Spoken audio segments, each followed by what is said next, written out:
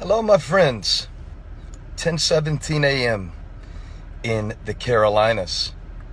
And I wanted to say good morning to all of my friends in the United States of America. Good evening to those of you in other parts of the world. Good afternoon to yet others. I hope your day is off to a good start. I'm having a good Monday. Mondays for preachers can be interesting. You have that holy hangover, as they call it. Got that holy hangover. In my first 5 years of preaching or being a pastor, I always looked at Monday kind of like a throwaway day. And sometimes, I'll be honest with you, I am not high performance on Mondays because the weekend certainly requires a lot of energy. You know that. But sometimes you can make a little decision and just say, you know what? I'm going to make Monday count too. And so in these last couple of years, maybe the second half, I've been a senior pastor for 10 years now, but in the second half of this thing so far, and especially in the last couple of years, I've been trying to make Monday matter. 3M. It's not just a company that invented a Post-it note. It's a way of life. That was totally off the top of my head. Come on, that was good, man. That was good for a Monday. You got to admit, that was good. 3M, make Monday matter. In fact, you know what you could do? If you struggle with Mondays, if you want to, you can get a Post-it note, which is made by 3M company. The company is called 3M, right? And put make Monday matter on your 3M Post-it note. That would be some awesome product placement. And you can put it on your mirror and just tell yourself, make Monday matter. That's pretty good. That is not why I logged on to Facebook Live, as profound and deep as it was. I came on here to follow up on a conversation that we started this weekend. How many of you got to hear the message that I preached this weekend? The message was called An Overview of Your Future. I also preached a slight variation of it this weekend on Saturday night that was called, what was it called on Saturday night?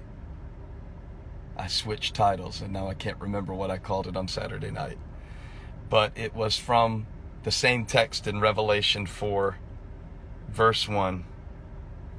Particularly, we want to focus on where John was instructed, come up here and I will show you what must take place after this.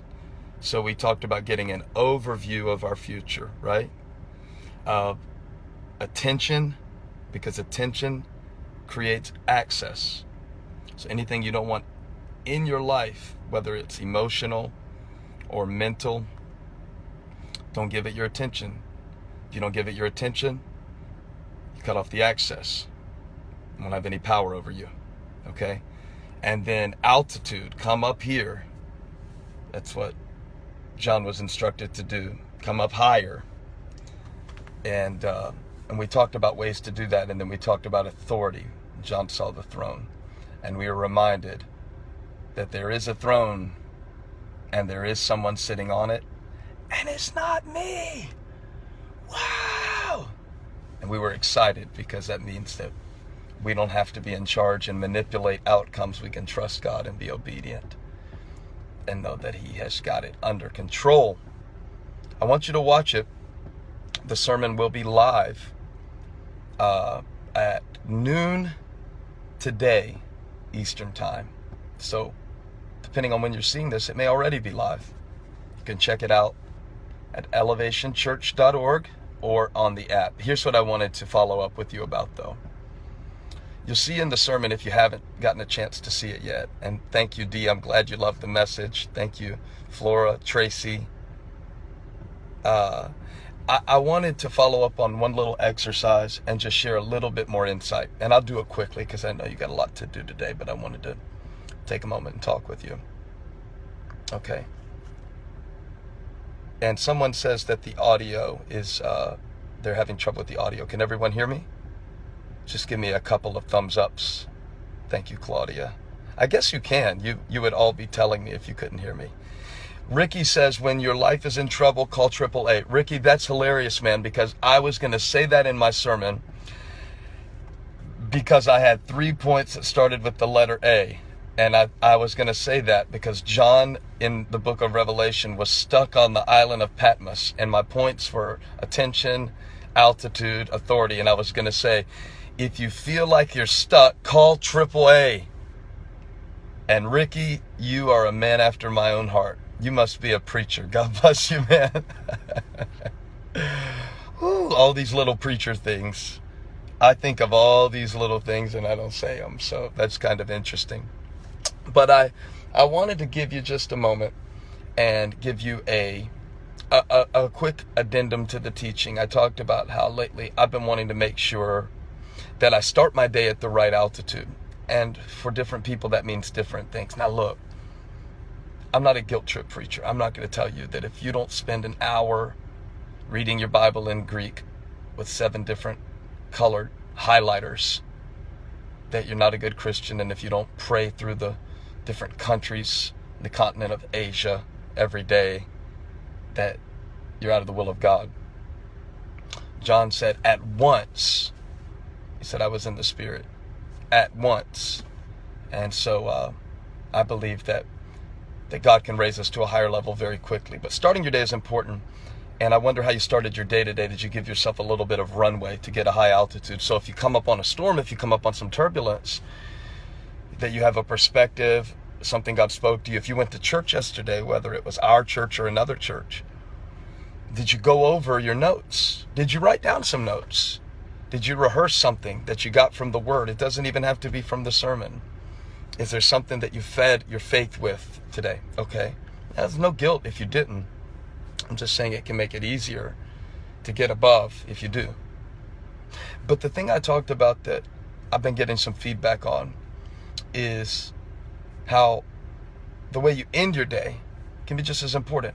You know, if you start your day here and it takes a lot of fuel to get through the day, and down here, then you're going to start tomorrow down here. I'm going to kind of try to pull it up the next day. But if you end your day thinking about what God has done, it's very powerful. So I talked about how I bought a little journal. Actually, my mother-in-law bought a little journal, and I put on the front of it, I put GP on the front of it, and GP stands for gratitude practice. And you'll see all this in the sermon. I may be spoiling your appetite for it if you didn't see it. But my point was that I take a little time at the end of each day lately, and it's only 5 or 10 minutes really, to just scribble down real quick some things I'm thankful for that day. Some little things, very small things. I may thank God for Facebook Live that I got to do this morning when I'm ending my day to day, because it's kind of cool that I can reach out to, it says right now, 1,800 people just by clicking on a phone. So to me, that's cool. So I might write that down and to play with my kids today. Abby was reading to me from a book today. She's our 5-year-old. So I may put that down. Maybe the simplest thing in the world, man. A little thing. My friend, Kevin Gerald, gave me this bag, and I used it today. And it's really cool. Makes me think of Kevin. So I'm going to put that down at the end of the day. You say, well, that's not something to give God thanks for. You ought to thank him for salvation. You ought to thank him for the blood of the Lamb. You ought to thank him that you're on your way to heaven. Well, thank him for that too, but bag's pretty cool as well. So every good and perfect gift comes from above. So just listing them at the end of the day. But let me tell you what I didn't get to share in the sermon, okay? Because you'll hear this in the sermon, and I want you to watch it. Think about this. If you know at the end of the day that you're going to write down things you're grateful for, and you do it every day, maybe not the first day, maybe not the first week, but by the end of about a month of doing this, guess what's going to happen since you know that you're going to do this at the end of your day? You got it. You're going to be collecting evidence throughout the day that God is good, that God is for you, that you're blessed. Because you know at the end of the day, you got to fill a page. So your brain is going to start looking for all of the things that you can list at the end of the day, huh? Your reticular activating system is going to get busy going, oh, I got an appointment at the end of the day. I got to fill a page. So you're going to notice little things. I'll give you an example. I was just driving to my destination. And I'm at my destination now. Don't worry, I'm not driving anymore. I know some of you would be a little worried about that. But when I was driving, I went over this bridge, and it's a drawbridge, and the bridge, if the bridge is up, you have to wait like 10 minutes. And I barely beat the stoplight. And right after I got through it, the bridge was gonna go up. And so if I'd been like 3 seconds later, I would have had to wait 10 minutes. They say, well, you know, there's people starving in other countries. Who cares about the bridge? Well, see, I mean, that's one way to look at it. Another way to look at it is that I don't want to waste any gift God gives me. So big stuff, little stuff, whatever. But if I didn't have to write in the journal tonight, just this little journal, things I'm grateful for today, I might not even thought about the bridge. You know what I'm saying? But because I'm training my brain, I'm trying to rewire my brain, because 9 times out of 10, let's be honest, 99 times out of 100, we don't even notice. We don't even notice the bridge. But I guess I'm saying that this practice at the end of the day, when you practice gratitude at the end of the day, it builds a bridge. It builds a bridge in your mind to look for things all day long that God is doing for you. So I thought that might help you to know that you're training your brain for gratitude. So the way you start your day, altitude. The way you end your day, altitude.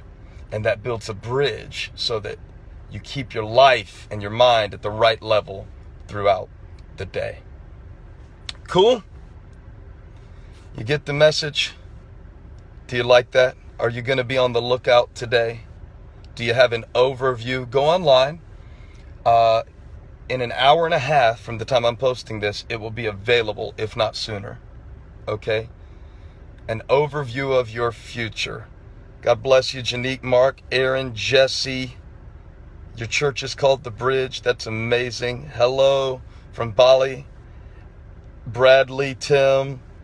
God bless you. Now listen, I know some of you guys, you keep real fancy gratitude journals, and I'm way behind, and you scrapbook your memories and all that. That's beautiful. I'm just trying to help us think in small ways how to get the right altitude for the situations we face. I hope you have a very blessed day.